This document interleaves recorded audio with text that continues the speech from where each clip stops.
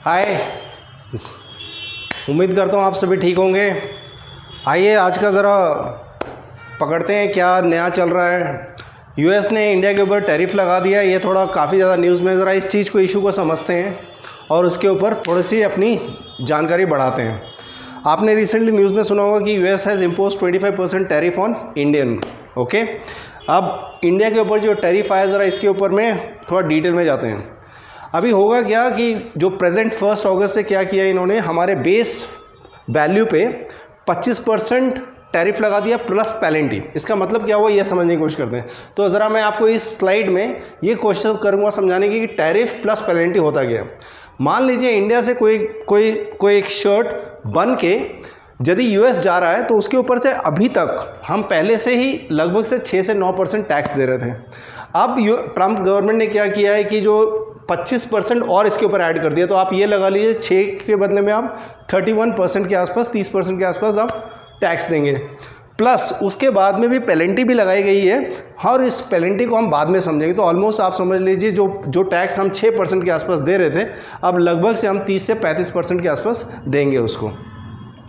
अब ज़रा ये इसके रीज़न को ज़रा समझने की कोशिश करते हैं। इसमें क्या दिया गया है कि देखिए, एक तो ट्रम्प गवर्नमेंट का एक आर्गूमेंट ये है कि हमारा जो है ट्रेड सरप्लस है। सो दैट मीन्स कि हम इंडिया से बहुत सारा सामान वहाँ यूएस में भेजते हैं, लेकिन यूएस से बहुत कम सामान हम खरीदते हैं। तो उसको लेके एक आर्गूमेंट लिया गया है और उसमें लगभग से बताया गया है कि हमारा जो ट्रेड सरप्लस है, दैट मीन्स इंडिया के पास में जो एक्स्ट्रा पैसा आ रहा है वो ऑलमोस्ट 40 बिलियन के आसपास आ रहा है। लेकिन यदि हम उसको थोड़ा डिटेल में जाते हैं तो ये बात सही नहीं है, क्योंकि जब ये डेटा को कैलकुलेट किया जाता है तो यूएस के जो डिपार्टमेंट है वो, जैसे कि हम मान लीजिए यूएस से कुछ अपैची हेलीकॉप्टर ख़रीदते हैं या उनसे हम कोई जी के मशीन्स खरीदते हैं या कुछ भी मिलिट्री इक्विपमेंट खरीदते हैं, तो वो इस ट्रेड डेटा में नहीं आता, क्योंकि वो क्या करते हैं, जो एक्सपोर्ट रिलेटेड कमोडिटीज़ हैं उन्हीं को उस डेटा में वो कैलकुलेट करते हैं। उसके बाद में आप ये ले लीजिए, हमारे यहाँ से इंडिया से बहुत सारे बच्चे यूएस पढ़ने के लिए जाते हैं, तो वो भी यूएस की इकॉनमी में कंट्रीब्यूट कर रहे थे। बट जब हम ये ट्रेड सरप्लस का डेटा ये सब कैलकुलेट कर रहे होते हैं तो वो ये सारी चीज़ों को नहीं कंसिडर करते, और यदि वो ये कंसिडर करेंगे तो ये जो ट्रेड सरप्लस दिख रहा है वो ऐसा नहीं होगा। इनफैक्ट वो उस केस में क्या हो जाएगा कि रिवर्स हो सकता है डेटा। दैट मीन्स यूएस के पास में हम ज़्यादा पैसा वहाँ पर भेज रहे हैं, ऐसा हो जाएगा। उसके बाद में उनका एक और छोटा अलग एक आर्गूमेंट ये भी था कि हम रशिया से तेल खरीद रहे हैं। अब वो ये कह रहे हैं कि हम रशिया से तेल खरीद रहे हैं और ये रशिया जो क्या है, जो ये वाला पैसा है वो यूक्रेन वॉर में यूज़ कर रहा है, जहाँ पे यूएस का पैसा लग रहा है। वो एक आर्गूमेंट है। दूसरा एक और बहुत अटपटी सी बात है, यूएस के पास में ये भी आर्गूमेंट है कि आप बहुत सारा डिफेंस का सामान जो है रशिया से क्यों लेते हैं। तो ये भी आर्गूमेंट बहुत इलॉजिकल बन जाता है, क्योंकि हमारे पास हमारी जो रशिया के ऊपर है डिपेंडेबिलिटी बहुत पहले से है, आज उसे सडनली बदला नहीं जा सकता है। उसके बाद में एक और रीज़न जो कि काफ़ी डिबेट में है कि ब्रिक्स को लेके, ब्रिक्स में क्या चल रहा है कि हम लोग अपना एक करेंसी बनाएंगे या अपना एक ट्रेड का रूट बनाएंगे, जिससे क्या होगा कि हमारी डॉलर के ऊपर रिलायबिलिटी और डिपेंडेबिलिटी कम हो जाए। इसको लेके भी ट्रम्प गवर्नमेंट जो है थोड़ा सा नाराज़ है हमारे से लेके, तो इसको भी इन्होंने इस केस में लिया गया। दूसरा, यूएस ये भी चाहता है कि हमारा ये जो दो सेक्टर है, एग्रीकल्चर और द डेयरी सेक्टर है, इसको ओपन कर दिया जाए और यूएस की भी कंपनीज आके इधर पे इन्वेस्ट करें, जिसके लिए इंडिया रेडी नहीं है। तो ये मोटा मोटा ये जो है, ये सारे पॉइंट्स काफ़ी सारे डिबेट में चल रहे हैं। लेकिन आप थोड़ा सा इसके डिटेल में यदि जाएंगे तो ट्रम्प गवर्नमेंट जो है, या जो ट्रम्प साहब हैं, वो थोड़ा पर्सनल डिसीजन लेते हैं। तो उस केस में क्या होता है कि आपने देखा होगा हाल फिलहाल में लास्ट 1 से 1.5 महीने के आसपास में ऐसा हो रहा है कि इंडिया डिनाई कर रहा है कि जो ऑपरेशन सिंदूर हुआ था उसके सीज फायर में यूएस का कोई रोल नहीं है, और ट्रम्प गवर्नमेंट हर एक मीटिंग में, बड़ी मीटिंग में इस चीज़ को क्लेम लेना चाहते हैं।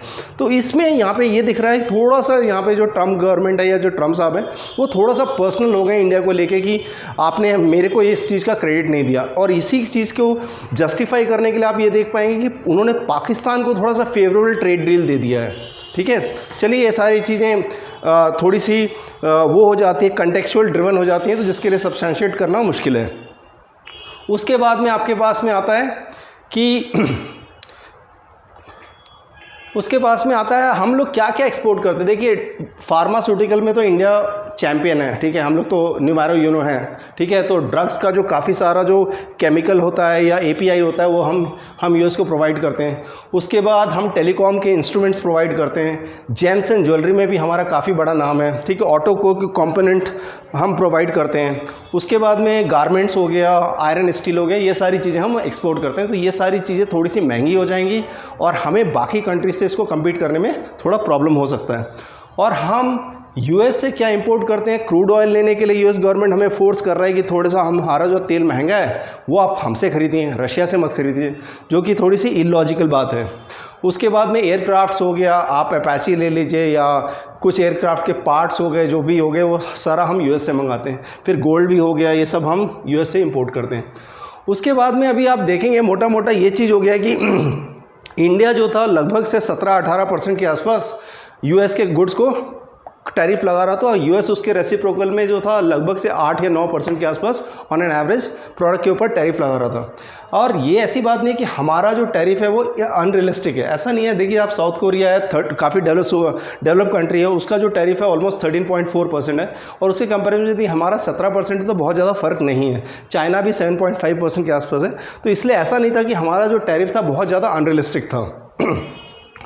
उसके बाद में आप ये भी देखेंगे कि ये सारी चीज़ें अब डेवलप हो रही हैं और at the same time Trump government का ये भी रहता है कि वो अपने जो स्टैंड्स पे कायम नहीं रहते हैं। वो होता है और आज है कल दूसरा स्टैंड्स ले लेते हैं। तो लेट अस सी हाउ ये चीज़ों को कैसे शेप अप होता है। Thank you so much. Hope मैंने आपको ये वाली चीज़ को समझाने में थोड़ा सा सिंप्लीफाई किया इस चीज़ों को। आपको इसके रिलेटेड कुछ भी क्वेश्चन होगा तो आप इसके ऊपर मेल कर सकते हैं या आप इस नंबर पे कॉल कर सकते हैं to get the further details. Thank you so much. Good day.